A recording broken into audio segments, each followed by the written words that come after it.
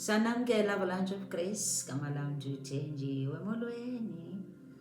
Namhlanje sizayo eBhayibhileni ke siyobona abantu ababefana nathi, ababengazazi kakuhle uba bangobani na, bengazazi ukuba bona benziwe ngokoyikekayo, bengazazi uba benziwe ngokubalulekileyo for God's purpose. Ababengazazi uba bona ikhona into engaqhelekanga kubo, ba-extraordinary, bafana nabanye abantu. Kukhona kubo okubalaseleyo, kukhona kubo okungavamanga, kukhona kubo okukhethekileyo. Babengayazi loo nto. UYehova une-plans ngempilo yabo, abafani nabanye abantu. Yiyo loo nto sikucela ukuthi yamkele uYesu Kristu empilweni yakho, uzokwahluka. Khona into ehlukanisayo kwabanye abantu. Ufana nabanye abantu, dare to be different. Dare to be different. Khona nje into yakho unique engafani nabanye abantu. Ungazifanisi kakhulu nabanye abantu. Sijonga ezinye izinto, sijonga ezinye izinto ezenziwa ngabanye abantu, sizibone ngathi thina sinazo. Khona into onayo yomelele, khona into onayo e-different, ehlukileyo kwabanye, eyakho wedwa. Akakho omnye umntu ofana nawe futhi kule season. uYesu ufuna uYesu uzosixhobisa empowerment kule season yona le. Uyasithanda mani uYesu Kristu.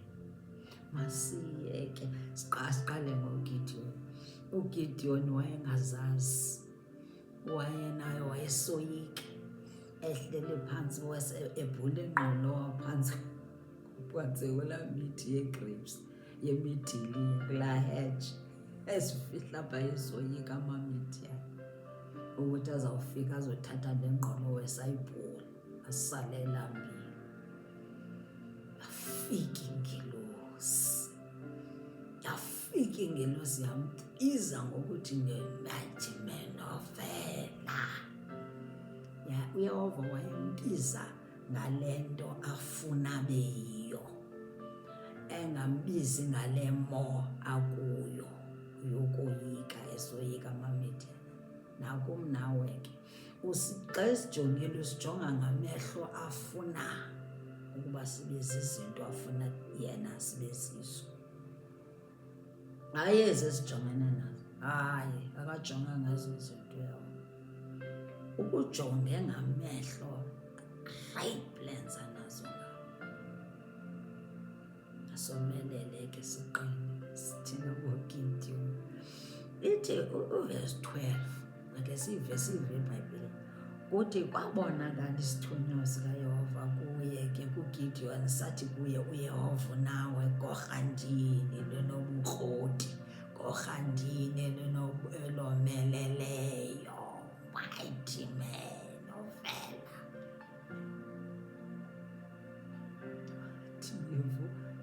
Uzibonisa ukuthi njani wayengazazi. Wathi uGideon kuso, camako Nkosi yam, ukuba uYehova unathi, yina ukuba kusehlele konke oku kuhlaselwa ngamaMidiyani. Iphi na yonke imisebenzi yakhe ebalulekileyo ababesibalisele ngayo oobawo besithi sesinganyuswanga nguYehova naye iphutha. Kungoku uYehova usilahlile. Yabona ukuthi bathi balahliwe ngenxa yeengxaki. Nathi senjalo, sesibona ngathi nje uYehova usilahle xa sijongene nezinto ngezinto, kanti iliso lakhe lisijongile.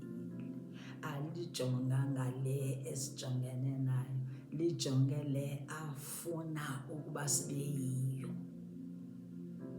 Ufuna ukusebenzisa uYehova, buyela kuYehova. Noba ubusowujikile wayeyiphutha, buyela kuYehova, ufuna ukusebenzisa. Wathi kungoku nje usilahlile, wasinikela esandleni samaMidiyani. 14. Wabheka ke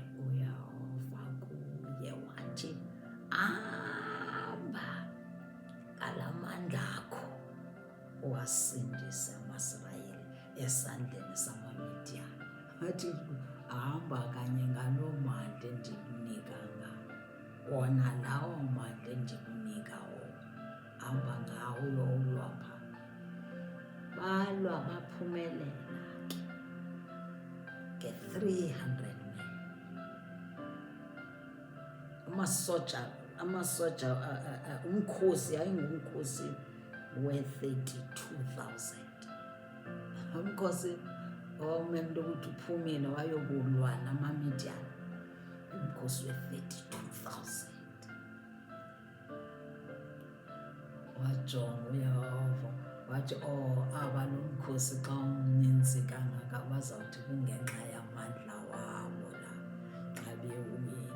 Nathi sinjalo sesizibona si-too personal, sizibona ngathi sithi sikhukhumale sithi, kanti izinto ayisithi uYehova wathi mayehlela namba akusuko. Wathi uGideon akabathatha, athatha la 32,000 ihambe emlanjeni yosela phaa, wafumana itest. Wathi uzujonge abazawusela ukuthi abazawusela besela ngemilomo yabo, befaka imilomo yabo phaa emlanjeni. That is risky. Tshabalala uzawufika mosela ubafake phaya babuye bafake, yayiriske laa nto babenza. Wathi uzawubajonga kabanye abazawusela besikha amanzi ngesandla, elinye idolo liphakathi, elinye idolo liguqile, elinye limile, besikha amanzi ngesandla pha besela. Zazi ukuthi abo kanye ngabo kamasoja wam ka-vigilant. Wathi abaya bazawufaka iintloko zabo phaya emanzini, uyava, belibala kukusela wathi abo mabajike. We serve a God of wisdom. Uyayibona loo testi leyo? Kwajika kwasala ngakhe abasela beguqe ngedolo eliyi-1, elinye limile, besela besikha amanzi ngesandla, wasala i-300 yodwa. Yahamba umkhosi kaGideon wawuye nge-300 men. Powerful God. Wayengafuni uGideon uba makaziphakamise, kodwa wayefuna umsebenzisa, efuna ukumnika amandla, azazi ukuthi uyi-mighty man ovela xa enoYehova. Yomelela xa senoYehova, sinamanye amandla angafani nabanye abantu. Ungabikho isimo esiza kususa kuYehova. Yho, nango owesibini uMefiboshethi wayengazazi kakuhle ukuthi nje uYehova uyamthanda. Hey, God is love. Ukhatha noba kweyiphi imeko ukujongile. Nangu umzekelo kaMefiboshethi. Asiye kuncwadi kaSamuel ngesusa. Second Samuel 9. 2 Samuel 9 isahluko sethoba, esiqale kwivesi yesithathu. Sikhe sive ukuba njena uYehova oluthando, uGod of wonders, God of power, oliso lakhe likujongileyo, usijongile noba kukuphi. Wathi kuvesi 3, sithi chapter 9 verse 3, wathi ukumkani uDavide akusekho namnye na kwindlu kaSaul, kwindlu kaJonathani. Wathi akusekho namnye na umntu kwindlu kaSawuli ndimenzele inceba kaThixo. Utsho ukumkani uDavide. Wathi ke uZiba kukumkani, ukhona unyana kaYonathani ofe iinyawo. Uyamva uZiba? Kwakungabuzwanga ukuthi uthini na, unjani na uZiba. Kwakungabuzwanga ukuthi njena uMefiboshethi unjani.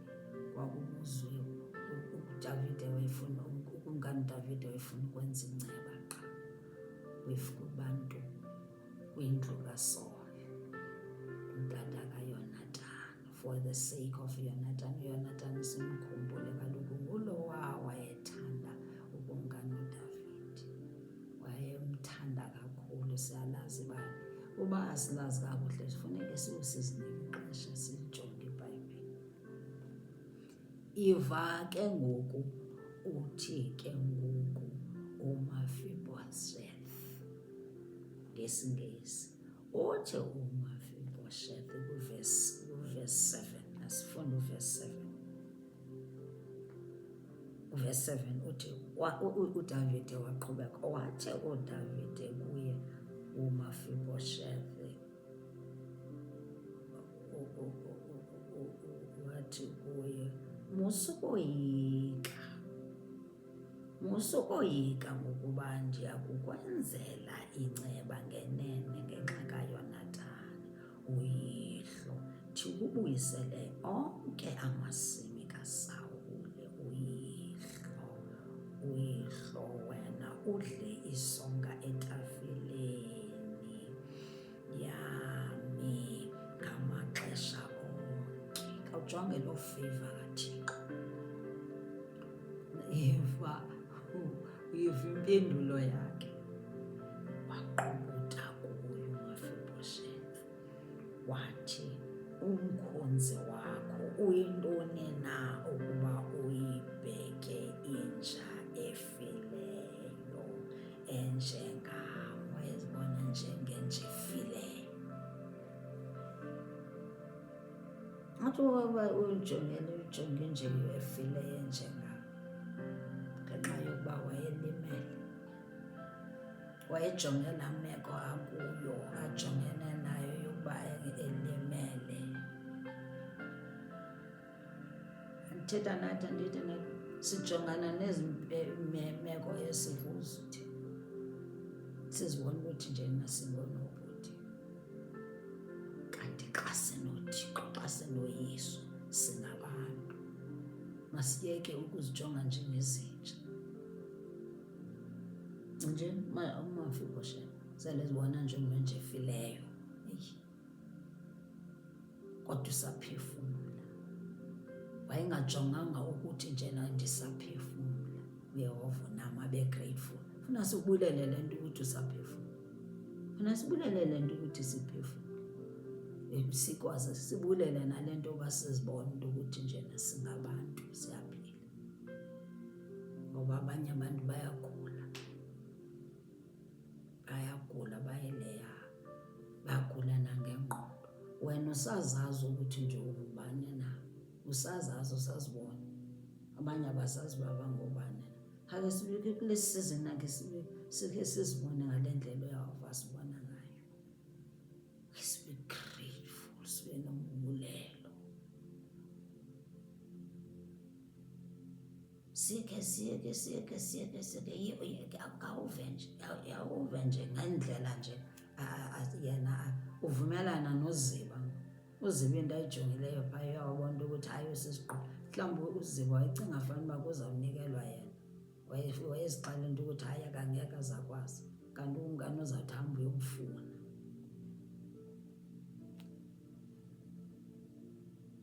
Verse 13. Asikuvesi 13. Uvesi 13. uMefiboshethi ubehlala eYerusalem. Uyabona kodwa wamsusela uThixo, wasuka lapho wayohlala eYerusalem ngoba ebesidla etafileni yokumkani ngamaxesha onke. Ubefe iinyawo zombini, wafa iinyawo zakhe zombini she. Nalapho yayileli, hayi nalapho nje andiyazi nje ukuthi kwakwenzeke njani, asingeke sizazi ukuthi zazenzeke kanjani. Kodwa noba ukweyiphi imeko akahambi, akanazinyawo, iinyawo zifile apho wawa, liso likaYehova alikudanga kuwe, alikudanga. Andiyazi imeko kuwe. Sibokhumbula ukuthi njena iliso likaYehova libona yena, is omnipresent, ubona yonke indawo, all-knowing God. Singabothi xa sizijongile sizibone ukuthi njena sisodwa sinje, singazazi nokuthi sinoThixo. Xa uthe waba noThixo, waba noYesu Kristu, uThixo wasinikela, wasithumelela uYesu Kristu, wasithumelela uYesu Kristu. Xa unoYesu Kristu umvumile, mvume mamkele, uzosazi into ukuthi awedwa ngeliso lakhe lijongile. Khuthazeka namhlanje, masikhuthazekeni, sikhuthazwa yiBhayibhile, iBhayibhile ezosikhuthaza. noYesu usithumela, ungulizwi usithumelela ilizwi wenzela uba sikhuthale. Sikwi-end times ngoku, sikwi-end times ngoku. Uba akayiboni kakuhle ukuthi akusafani nakuqala ngoku, noku akaboni kakuhle, akusadlala, izinto ziyajika. We need God, we need His word. We are grateful. Funa sibobulele ilizwi lakhe, sibulele ilizwi likabani, likaYesu, uba ungubani yena, ungulizwi, usithumelela lona ukuthi masomelezane, siqinisane. Liqala phaa kuwe ela lizwi. Hallelujah, glory to God. Thembekile mani Yesu Kristu. God bless you.